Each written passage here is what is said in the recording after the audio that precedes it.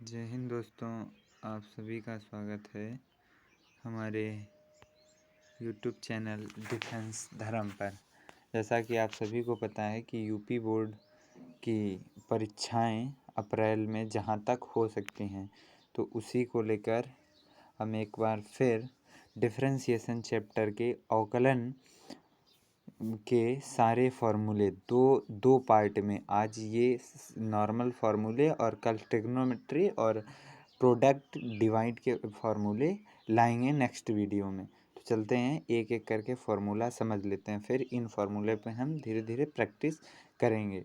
तो अगर आप हमारे चैनल पर नए हों तो हमारे चैनल को प्लीज़ सब्सक्राइब कर लें, शेयर कर लें और वीडियो पसंद आए तो लाइक कर लें। तो चलते हैं, देखते हैं हम लोग। मान लिया कोई भी फलन है y बराबर एफ एक्स और इसका हमको करना है अवकलन। तो सबसे बड़ी बात आती है कि अवकलन को डिनोट कैसे किया जाता है। मान लिया कोई भी फलन है y बराबर एफ एक्स, अगर हमें इसका अवकलन करना है तो हम या तो लिख देंगे कि भैया d y upon d x से दिखा देंगे अवकलन को, या अगर फंक्शन y बराबर है तो d y upon d x से दिखा दो या y डैश से दिखा दो आप फंक्शन को। और इस पूरे प्रोसेस को d y upon d x और वाई डैश को हम बोलते हैं प्रथम अवकलज। आगे चल के हम नेक्स्ट सेशन में द्वितीय अवकलज, तृतीय अवकलज के बारे में भी पढ़ेंगे।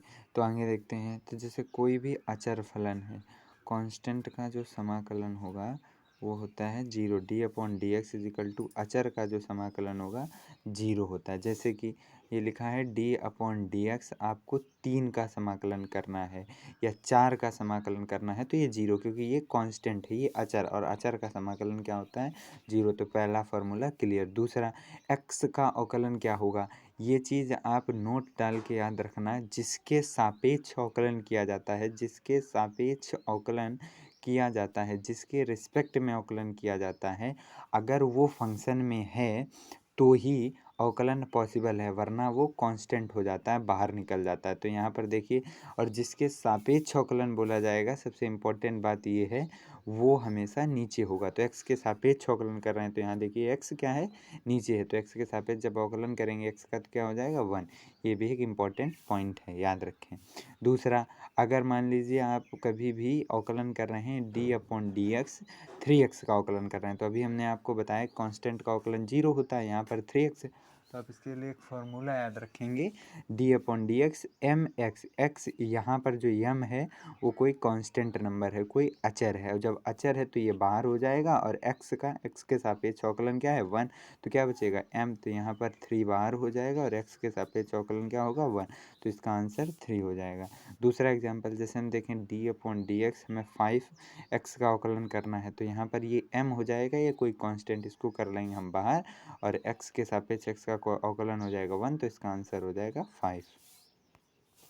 दो फार्मूले, अब 3 फार्मूले कंप्लीट। चौथा फार्मूला है एक्स की पावर n का समाकलन, D upon d x, x की पावर n का इंटीग्रेशन करना। ये होता है x की जितनी भी पावर होती है वो तो क्या होती है आगे आ जाती है, और फिर x की जो पावर बनती है तो वो पहले की जो पावर है उसमें एक कम हो जाती है। कहने का मतलब ये है कि x की पावर n का जो समाकलन होता है d upon d x, x to the power n, वो होता है n x to the power n minus one.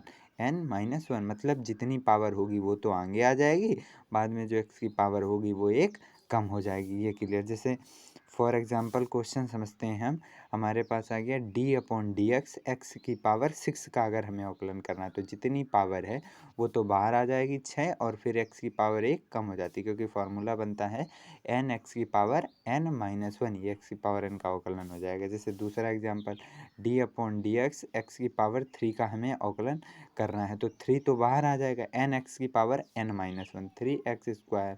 एक बड़ा फेमस डिफरेंशिएशन है डी अपॉन डी एक्स।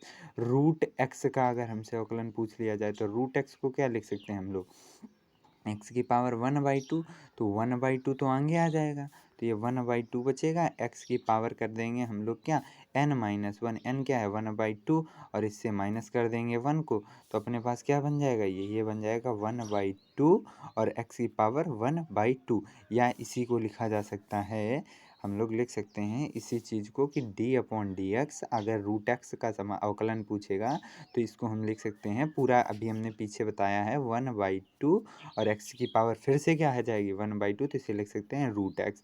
इसी क्वेश्चन पे एक बड़ा इसी फॉर्मूले पे इस फॉर्मूले पे एक बेहतरीन क्वेश्चन आता है कि आपसे पूछेगा d/dx, ऐसे पूछ लेता है कंफ्यूज करने के लिए n अंडर रूट में x का अवकलन बताइए। ये बहुत ही प्यारा कॉन्सेप्ट है, बहुत ही बार बोर्ड में पूछा गया, छोटी छोटी चीज़ें। तो पहले हम थोड़ा बेसिक कवर करेंगे कि अगर अंडर रूट x लिखा है तो इसे हम लोग लिखते हैं x⁴ ये आप बिल्कुल रट के चलें। अगर अंडर रूट x लिखा है तो इसे लिखते हैं x की पावर 1/2, जैसा कि अभी आपको हमने पीछे इसका अवकलन करके भी दिखाया है कैसे n(x की पावर n-1) वाले फॉर्मूले से। लेकिन अगर कहीं पर आपके पास ये लिखा है अंडर रूट x तो लिखा है और यहाँ पर n लिखा है, तो ये जो n लिखा होता है इसे बोला जाता है करनी की घात, इसे बोलते हैं करनी की घात। इंग्लिश मीडियम वाले छात्रों के लिए इसको बोला जाता है क्यूबिक पावर।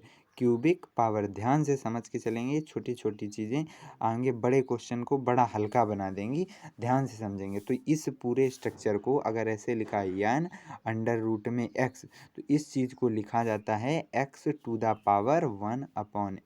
अब हमारा क्वेश्चन था कि d/dx हमें क्या करना था n अंडर रूट x का अवकलन करना था। तो इस चीज़ को हम लोग लिख सकते हैं d/dx x की पावर 1/n। अब क्वेश्चन ये है 1/n तो बाहर आ जाएगा, चूँकि x की पावर n का जो अवकलन होगा वो d/dx n x की पावर n-1, तो यहाँ से हो जाएगा 1/n बाहर, x की पावर में 1/n-1 कर देंगे। अब हम लोग एलसीएम ले लेंगे तो 1/n तो ये हो जाएगा, यहाँ पर x, अब 1 - n/n। ये चीज़ भी आप याद करके चलें, बहुत प्यारा क्वेश्चन। इसको ट्रिक भी हम लोग एज अ ट्रिक भी यूज कर सकते हैं। पूछो कैसे क्वेश्चन में, अगर इसे लिख के आ गया d/dx 4 अंडर रूट x लिख के आ गया, तो ऐसे समाकलन में आपको ये कॉन्सेप्ट तुरंत याद होना चाहिए कि d/dx अंडर रूट में x और यहाँ पर अगर n है तो इसका जो अवकलन होता है वो हमने पढ़ा है 1/n x की पावर में 1 - n/n।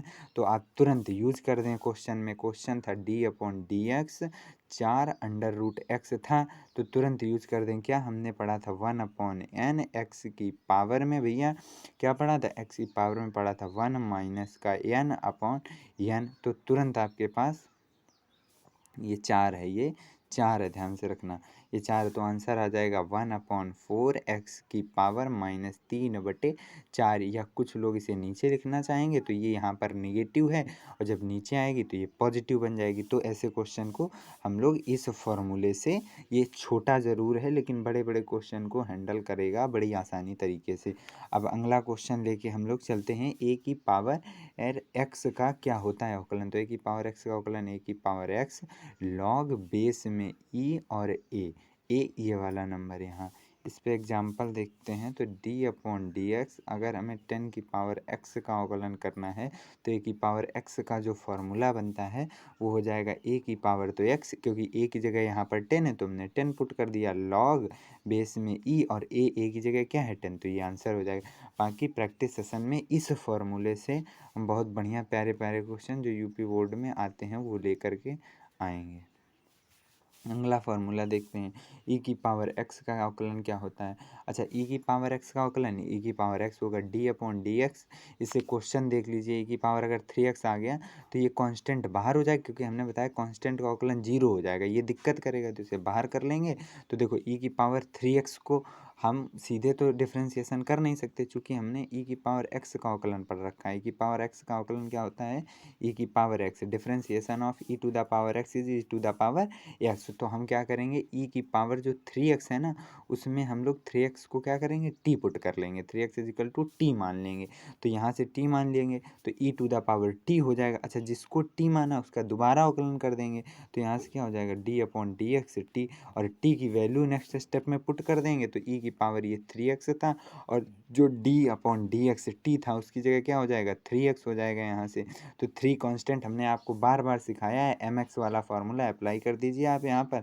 तो क्या हो जाएगा ये आपका 3e⁻³ और x के सापेक्ष अवकलन 1, तो यही आपका आंसर बन जाएगी। छोटी छोटी चीज़ें बहुत आपके काम की हैं। ये log x का जो अवकलन होता है 1/x होता है, बेहद ये इम्पोर्टेंट नहीं है, ये फार्मूला उतना इम्पोर्टेंट नहीं है जितना कि इसके नीचे वाला ये फार्मूला वेरी वेरी इम्पोर्टेंट है आपके बोर्ड एग्ज़ाम के लिए। बहुत सारे टीचर इसको स्किप भी कर देते हैं। क्या इसमें आपको थोड़ा सा लॉगरिथम का नॉलेज होना चाहिए। अब हम थोड़ा सा इसका बेसिक समझ लेते हैं, फिर फॉर्मूले पर आएंगे। अगर आपने 9th में लॉगरिथम चैप्टर पढ़ा है तो वहाँ पर एक चीज़ पढ़ाई जाती है बेस चेंज फार्मूला, लॉग का बेस चेंज करने का फार्मूला। तो जिनको बेस चेंज नहीं आता है वो ध्यान से वीडियो को सुन लेंगे, क्योंकि हमारे पास संसाधन की कमी है, और ध्यान से सुनेंगे। मैं पूरी कोशिश करूँगा कि आपको समझ में आए। अगर किसी भी लॉग का आपको बेस चेंज करना है, base change formula as it is इसी को ले लेते हैं। अच्छा, लॉग में जो यहाँ पर लिखा होता है इस चीज़ को तो बोला जाता है इनपुट। लॉग के साथ जो ऊपर लिखा होगा उसको हम बोलते हैं इनपुट, ध्यान से समझें। और जो लॉग में नीचे लिखा होता है ई लिखा हो, या कई बार यहाँ पर हमारे पास क्वेश्चन में ए है तो हम ए लेके चलेंगे, तो इसको बोला जाता है बेस। तो ये चीज़ें आपको बिल्कुल क्लियर हो जाना चाहिए कि किसको कहते हैं इनपुट, किसको कहते हैं बेस। जो लॉग के साथ ऊपर है उसको कहते हैं बेस, जो नीचे उसे कहते हैं इनपुट। अब अपनी थ्योरी पर आते हैं कि बेस कैसे चेंज किया जाता है। मान लिया हमारे पास ये लिखा था लॉग x और a, तो बेस चेंज करने का तरीका बिल्कुल सीधी सी बात है, कुछ लड़ाई नहीं लड़नी है, सिर्फ इतना करना है ऊपर वाले को आप अलग कर दो, नीचे वाले को लॉग के साथ अलग कर दें, बन गया बेस चेंज फार्मूला।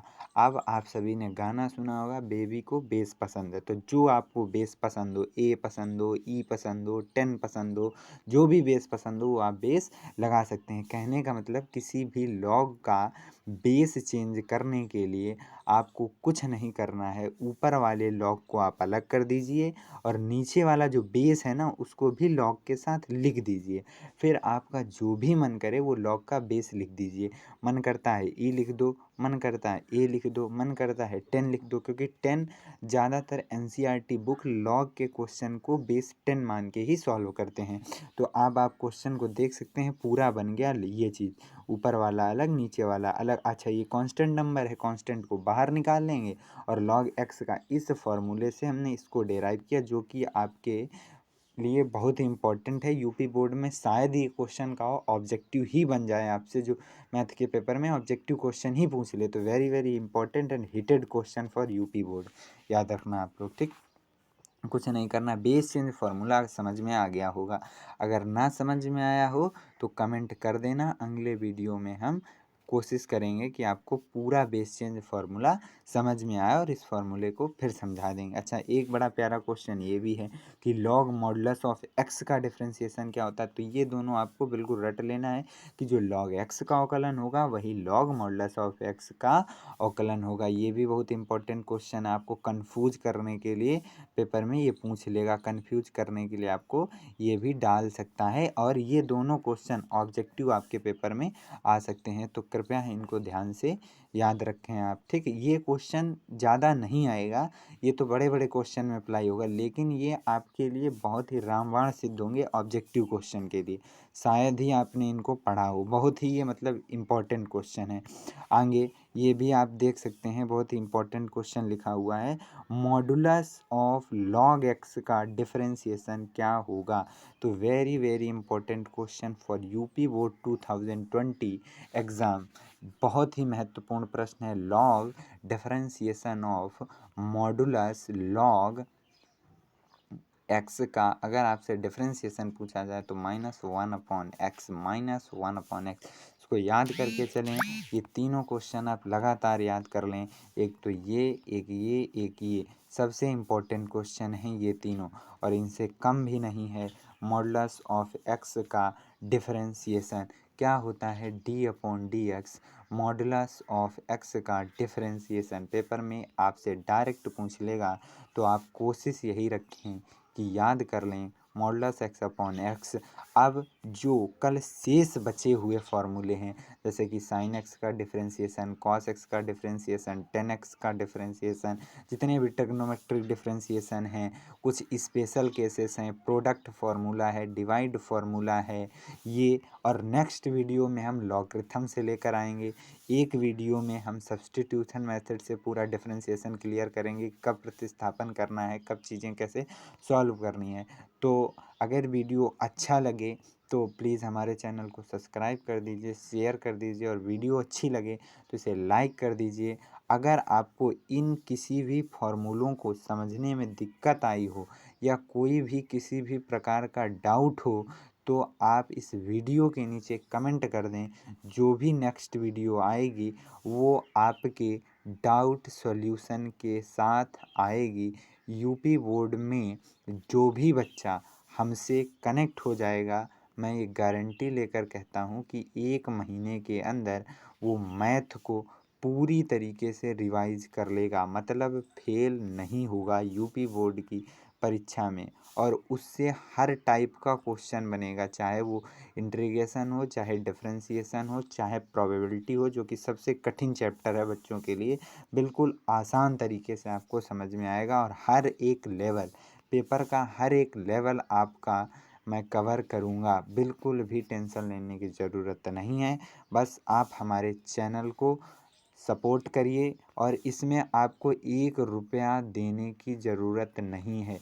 बिल्कुल फ्री ऑफ कॉस्ट आपको ये सब दिया जाएगा, पूरी शिद्दत के साथ, पूरी मेहनत के साथ, कोई बेईमानी नहीं। हर एक कंटेंट को बड़ी करीबी से परख के समझ के आप तक पहुंचाया जाएगा। तो धन्यवाद दोस्तों। प्लीज़ हमारे चैनल को सब्सक्राइब करिए, शेयर करिए एंड वीडियो को लाइक करिए। जय हिंद।